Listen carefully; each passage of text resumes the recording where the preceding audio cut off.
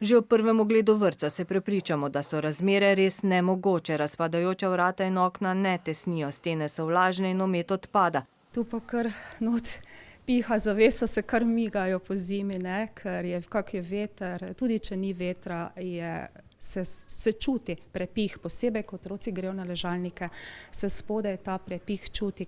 Še huje v pisarni uprave vrtca, ki je sicer na drugi lokaciji. Pisarna ravnateljice je takole podprta s podpornimi stebri. Zaradi nevarnosti pa so jo trenutno izselili. Mi si želimo, da če se ne more nov zgraditi, da se nekako pristopi k sanaciji prostorov. Na občini priznavajo, v obstoječi vrtec niso vlagali, saj so načrtovali novogradnjo. V lanskem letu pravzaprav nismo bili uspešni na razpisu za ta vrtec.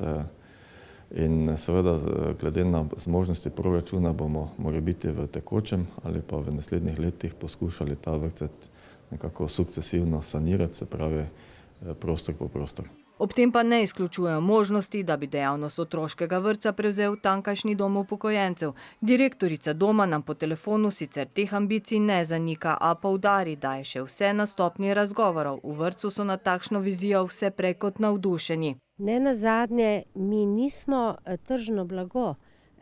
Ne da se nas kar tako prodajati. Gre za dve različni lastnini. Zgroženi nad videnim so bili tudi nekateri mestni svetniki. Bolj kot obnovo predlagajo novogradnjo na novi lokaciji.